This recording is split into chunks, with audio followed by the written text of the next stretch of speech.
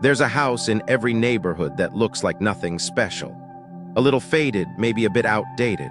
No fancy landscaping, no modern upgrades, but somehow the people who live there always seem calm, content. Things work out for them even when it doesn't make sense. The job offer comes through. The illness passes quickly. The kids don't fight. The money flows even when they don't talk about it. And if you ask them why, they'll shrug, smile, say something like, "We've been lucky, I guess." But it's not luck, it's energy, and their home is holding it for them. Most people think they need to move to change their life. Bigger city, better schools, quieter street. But sometimes the fortune you're chasing is already under your feet. You just haven't learned how to recognize it. Today, I'm going to show you 8 quiet signs your house might already be working for you. Signs that most people overlook. But once you start to see them, you won't be able to unsee them. And you might realize you've been standing in the middle of a blessing this whole time. So before you put that for sale, sign up. Before you second-guess the cracks in the wall or the faded paint on your porch, pause. Listen, look closer. Because if your house shows even one of these signs, every day you stay might be multiplying something far deeper than comfort. It might be multiplying fortune. Sign 1, there's something behind you holding you steady. Some homes just feel anchored. You walk in and there's this quiet sense of stability, like the house itself is holding its breath steady so you can exhale. Maybe you've felt it.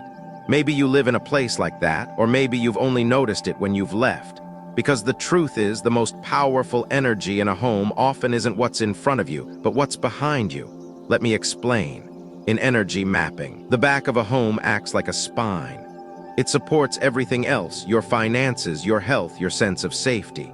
And that support doesn't need to be dramatic. It might be a tall fence, a slope behind the property, a line of older trees that's always been there. Even a neighboring house that quietly stands taller than yours. When something solid sits behind your home, it creates a subtle but powerful message. You are not exposed, you are held. And when your home sends you that message every day, something inside you softens. You stop bracing, you start receiving. Now think about it in your own life. When things get hard, when bills stack up, when health wobbles, when the world feels shaky, what do you lean on? Some people turn to faith, others to family, but your home, it can be that support too. And often it already is, you just haven't seen it that way. If your house backs up to a hill, or there's a tall grove of trees behind your yard, or even a long brick wall that shields you from the wind, that's more than landscaping. That's energetic protection. It keeps your back warm while the world cools down. And here's where it gets more interesting. People who live in homes with strong back support often find their lives run a little smoother. They are more resilient during tough times. Their decisions come from a deeper place. They're not rushing to change jobs or chase status. They know how to root, how to stay, how to grow from within. And they may not know why, but it's no coincidence. The energy behind your house whispers into your nervous system. It tells your mind it can relax. It tells your body it's safe. And when your system believes that, your whole life begins to shift. But the opposite is true too. If the back of your house drops off or opens into a wide, empty space, or sits exposed to wind, chaos, or noise, you might find it hard to rest deeply, hard to focus, hard to feel like you're ever fully caught up in life. That's not because you're scattered. It's because your environment is asking you to do all the holding yourself. There's nothing behind you taking that weight. You become your own wall, and over time, that's exhausting. Now, I'm not saying every home needs a mountain behind it. But I am saying this, if you're living in a home that has even one of these subtle signs, a solid fence line, a large tree, a natural slope rising gently behind your yard, don't take it for granted. That background may be the very reason you've made it through things others couldn't. It may be the quiet force that's kept your family grounded. It may be the reason your kids feel calm at home, or why you've been able to rebuild even after setbacks. And if you don't have those signs, don't worry. There are simple ways to create energetic support. You can plant trees or tall shrubs along the back of your property. You can build a fence, place a bench, install a row of solar lanterns that create a visual line of safety. You can even place a stone or sculpture near the rear of your home, something that signals to your body. This is where support begins. Because it's not just about what's physically there, it's about what you believe is holding you up. When your home mirrors that belief, you stop living in survival. You start living in peace. So if you've been feeling unusually steady lately, even while the world spins fast, pause and look behind your house. What's there? A ridge, a line of pine trees, a wall that's quietly taken every storm. That's not nothing, that's not background. That might be the reason you've kept going when you thought you couldn't. That might be your home doing something most people will never notice, but you will now. There's something behind you holding you steady. Let it. Sign 2, your front door catches the light. Some homes begin their day with a soft breath. No alarms, no rush. Just a moment of quiet light pooling near the front door, like the house is slowly waking up with you. That kind of home feels different, and it usually starts with one simple detail. The front door catches the light. If you've ever walked into your entryway in the early morning and felt a calm warmth on your skin, that wasn't just the sun, it was energy greeting you.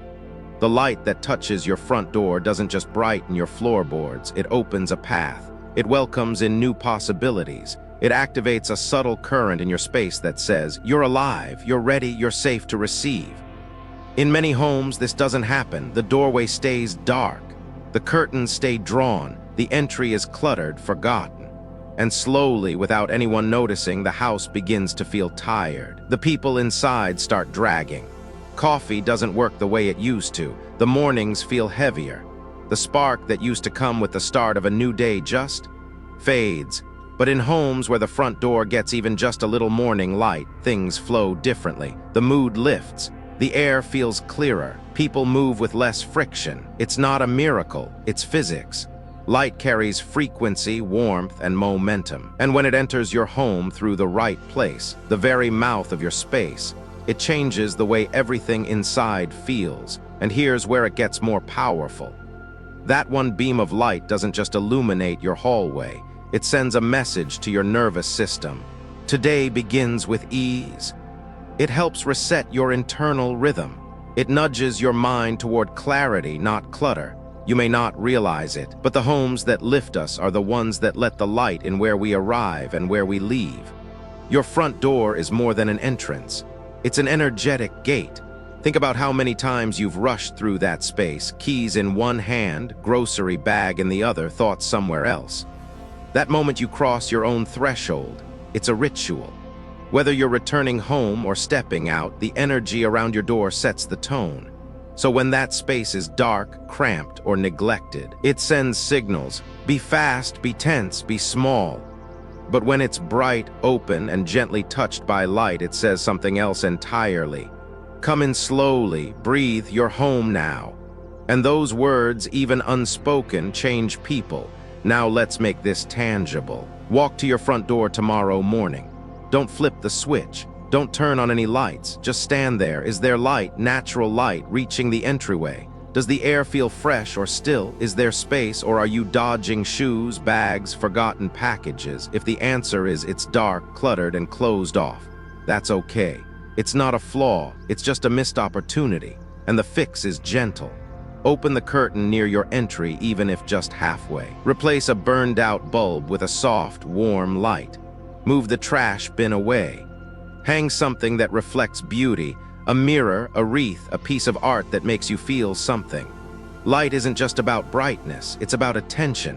When you give attention to your doorway, your home responds, and more importantly, so do you. But if by chance your front door already catches the light, if the morning sun slips through the glass, hits the floor, and leaves a golden trail across the room, don't overlook it. That's rare, that's sacred. That's a sign your home knows how to hold momentum. It's an open palm saying, let what's good come in. And if you've ever wondered why certain days just flow better, why people seem to enjoy coming to your home, why you feel more centered when you leave for work, this might be why. Let your front door become your signal. A soft light saying, this day begins with possibility. A clean path saying, this space invites peace. You don't need a major remodel. You don't need a new house. Sometimes you just need to turn toward the sun. Your door is already facing it. Let it do what it's been trying to do all along, bring life in. So tomorrow, pause before stepping out. Notice the light or the lack of it. Give it space. Let it land. Because homes that begin their mornings with light at the door often end their nights with gratitude in the heart. Sign 3, plants survive even when you forget them. Sometimes the most powerful signs don't arrive as grand gestures. They don't make noise, they don't demand attention, they just keep growing quietly in the background of your life. A small plant on your windowsill, a pot on your porch, maybe even a weed you never planted pushing through the edge of your patio. And no matter how many days pass without water, no matter how much you forget it's even there, it survives. Sometimes it even thrives. That's not just a plant, that's your house speaking. In the world of energy, plants are mirrors. They absorb what you don't see.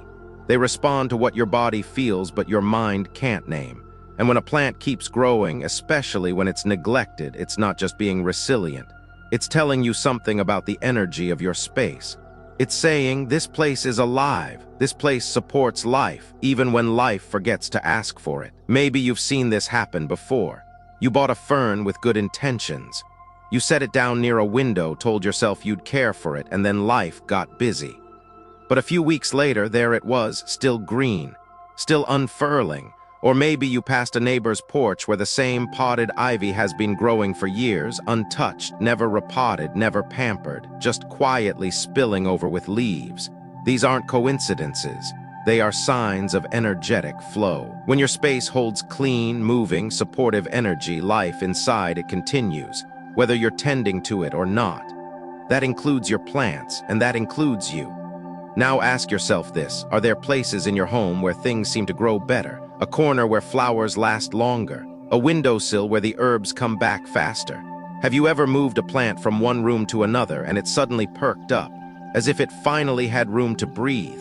These patterns matter. Your home has energetic veins, just like a body. And when plants follow those veins and respond with growth, they're showing you where the current is flowing.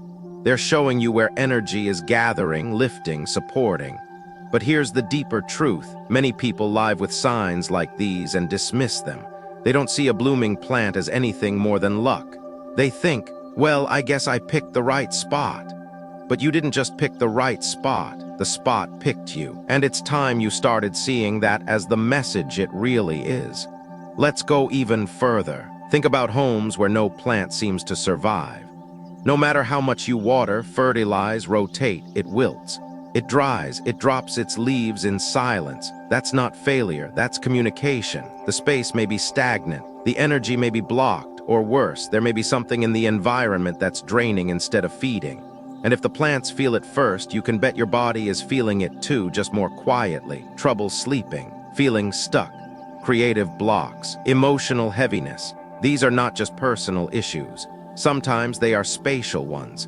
Now imagine the opposite, a home where things bloom, where green appears even in forgotten corners, where a tiny stem pushes through old soil and says, I'm still here.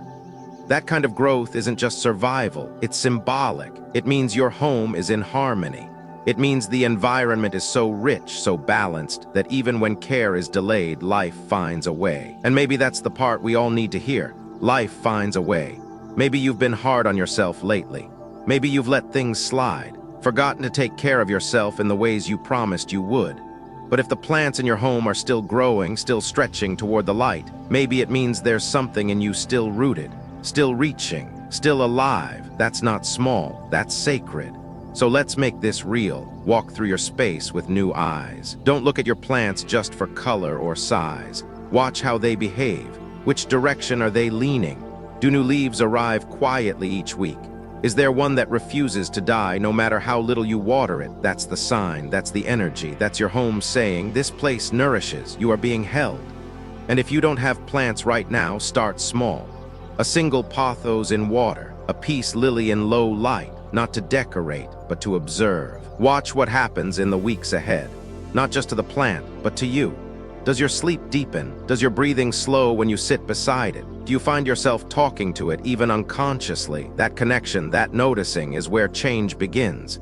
And maybe, just maybe, you'll find that your home has been quietly nurturing you in ways you never named. Through each green stem, each small sprout, each stubborn leaf refusing to fall. Not because of the soil, not because of the pot, but because the energy of your home wants life to stay.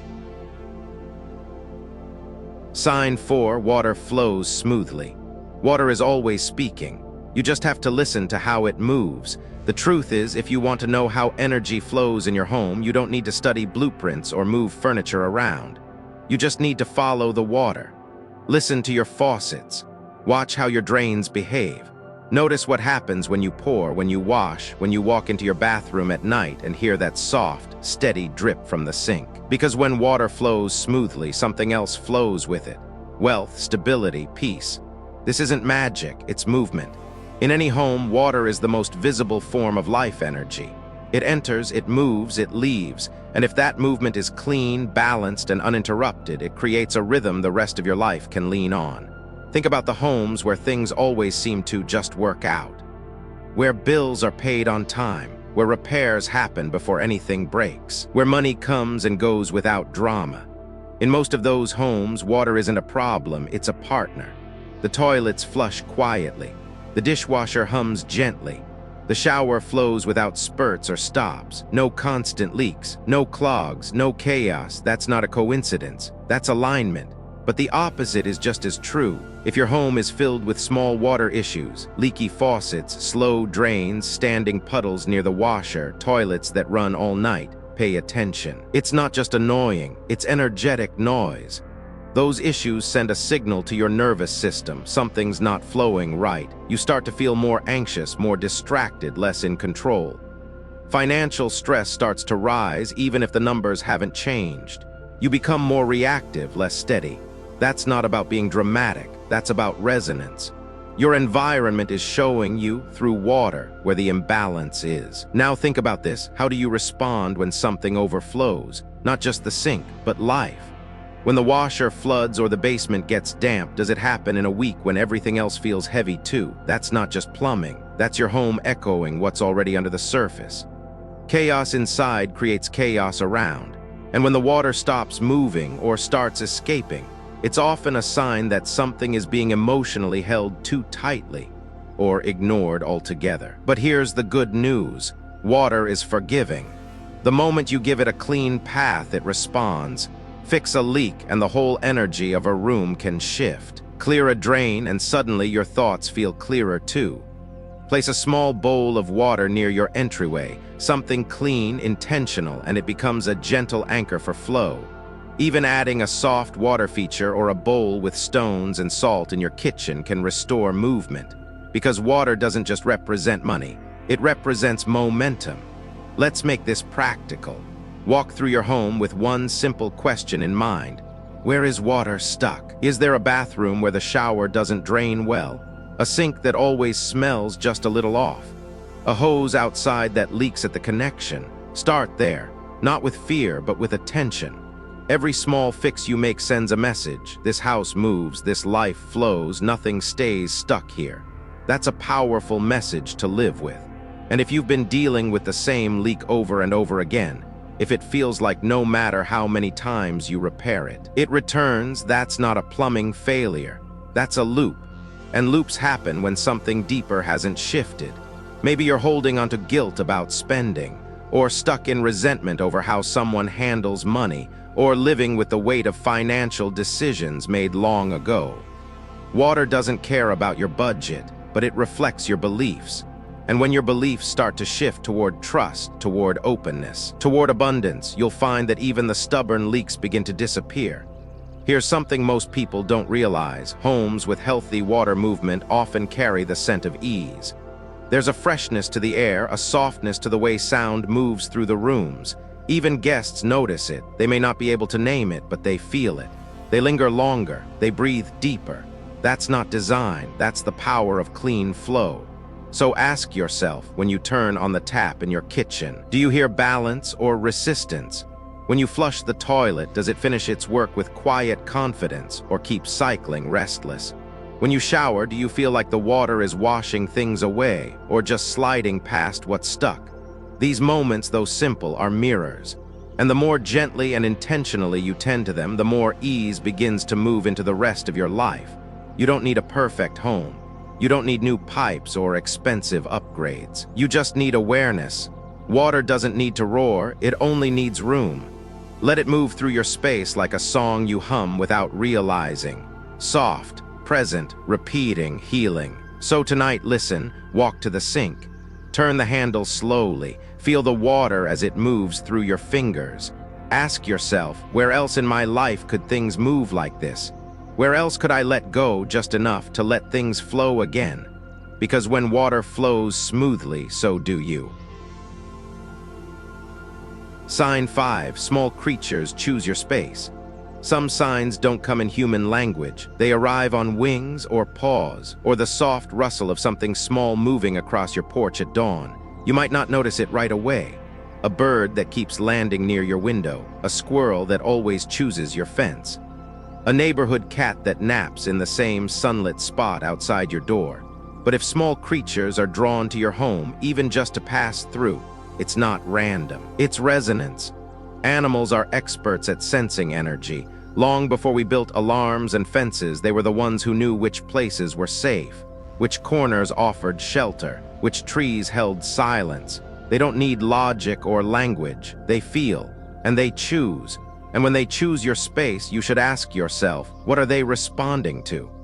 In a world that moves fast, we often ignore these quiet visitations. We're too busy to notice the sparrows returning to the same gutter, the pair of doves that sit together on the wire above the driveway, the way butterflies always seem to hover near your kitchen window in the late afternoon. We assume it's coincidence or habit, but it's more than that. It's a reflection of what your home is holding. Because animals don't settle where energy is heavy. They avoid places where the air feels stale or where movement feels forced. They don't nest in chaos. They don't linger near tension. So when they show up again and again calmly without fear, it means your space is quietly offering something rare: peace, softness, safety. And there's something deeply sacred about that. When wild things return, when they come close and stay a while, it's a sign your home is not just protecting you. It's protecting something deeper, a kind of energy that's hard to describe but easy to feel. The kind that makes people relax when they step inside. The kind that makes time slow down near your windowsill. The kind that feels like home, even to things that have wings. And it's not about whether you're an animal person or not. This isn't about feeding the birds or leaving food out for strays. It's about observation. About noticing the natural rhythm of the space you live in.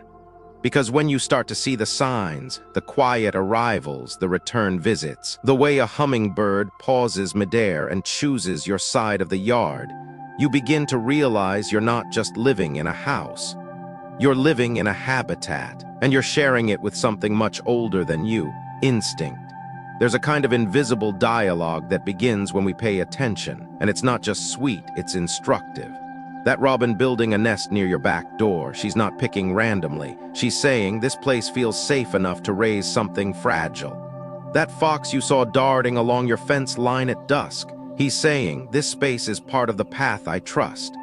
That dragonfly landing on your railing every summer, it remembers where stillness lives. And maybe, somewhere deep down, you needed to remember that too. That stillness doesn't mean stagnation. That quiet doesn't mean emptiness. That when life slows down around you, it may not be because nothing's happening, it may be because something sacred is. Of course, not every animal visit is peaceful. Sometimes nature's messier guests show up.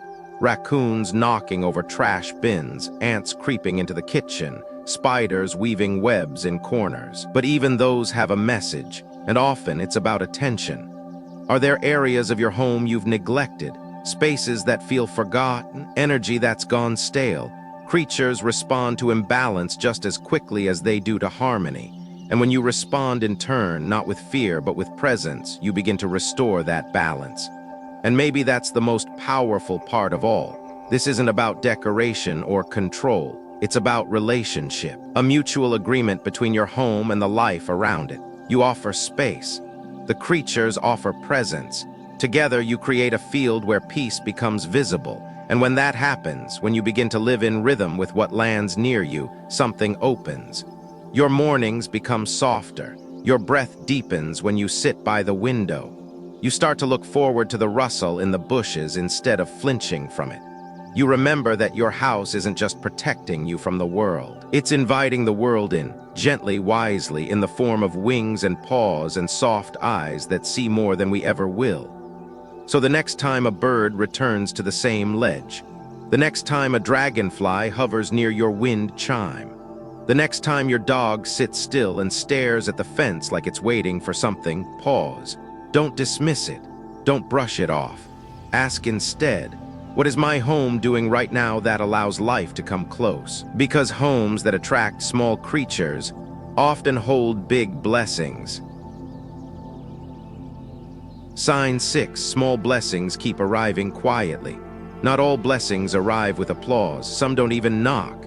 They slip in like morning fog, soft, quiet, unnoticed until everything feels a little lighter. You find a $5 bill in your coat pocket. A neighbor shows up with fresh tomatoes from their garden. A friend calls at the exact moment you needed a kind voice. Nothing dramatic. Just moments that feel oddly well-timed. Comforts that weren't scheduled. And if these small blessings seem to find you often, if they've been arriving unannounced and gentle, your home might be doing more than sheltering you. It might be calling fortune in. There's something about certain spaces that magnetize good things. Not because they are bigger, cleaner, or better decorated, but because the energy inside them is clear, open, receptive. And when a space becomes receptive, life responds. People offer without you asking. Opportunities drift in. Things fall into place without effort. It's not a coincidence. It's a current, and your home is part of it. Think about it. When was the last time something small but unexpectedly sweet happened to you? Maybe someone covered your coffee at the drive-thru. Maybe you won a raffle you forgot you entered. Maybe a bill you were worried about turned out to be less than expected. These are not big wins.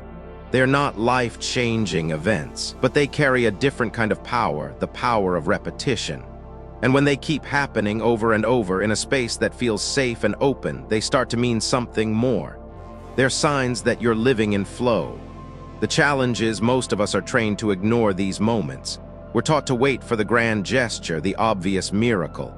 But fortune in its most lasting form is quiet. It doesn't demand. It gathers, slowly, silently. It builds from the inside out. And when your home holds that energy, it becomes a kind of magnet, not for attention, but for alignment. Let's take this deeper.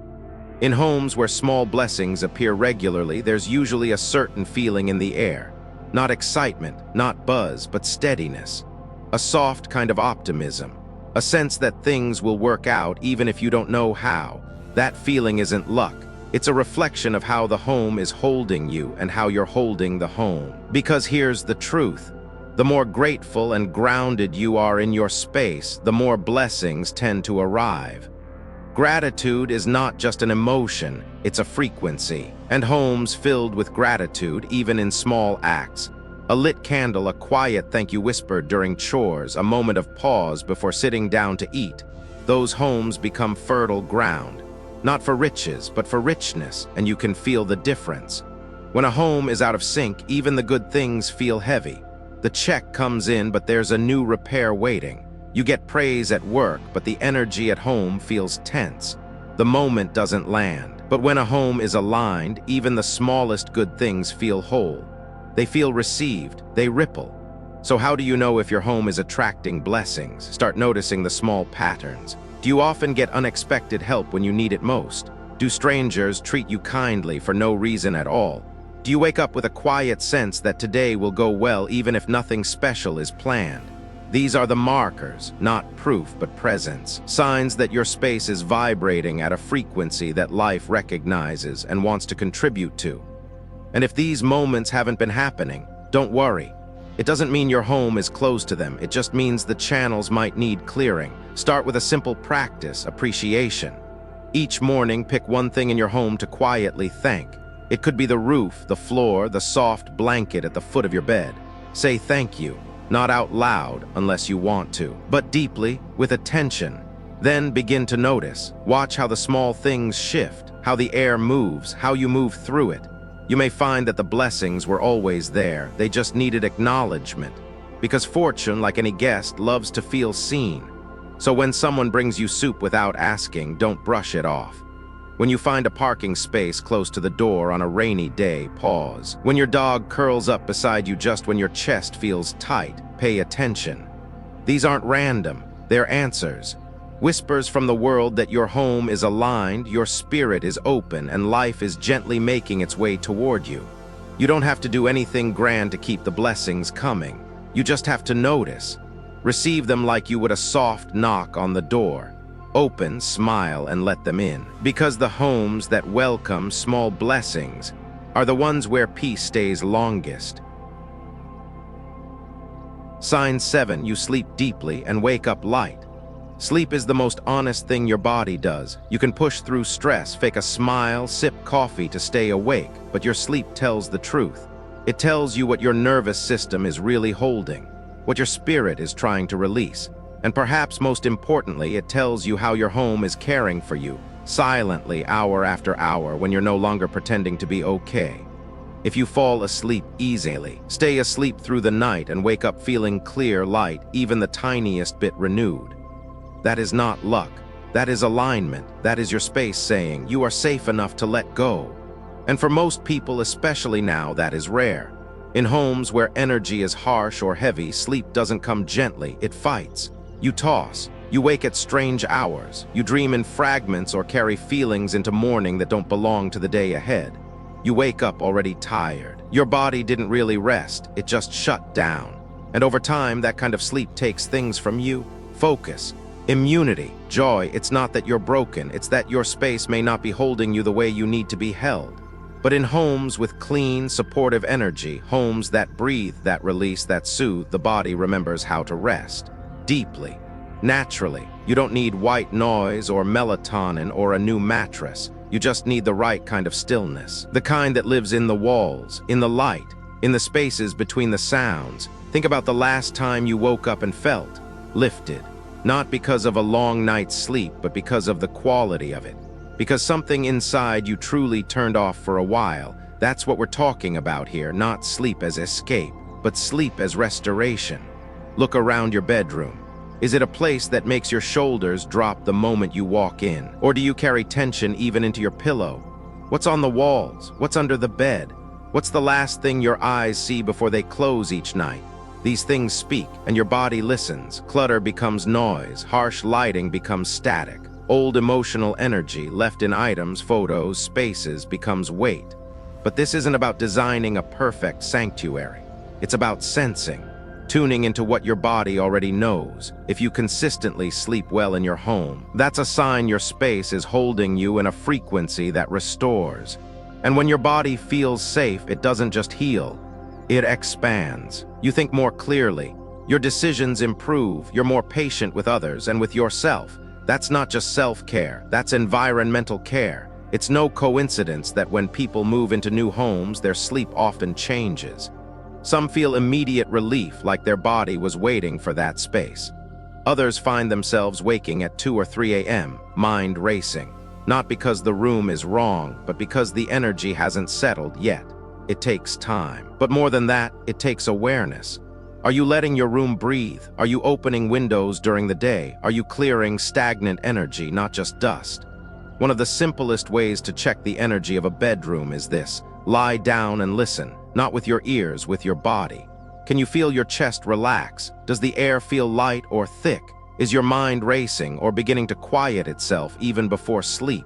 That response is your answer. And if the answer is no, if your body resists, begin with the smallest changes.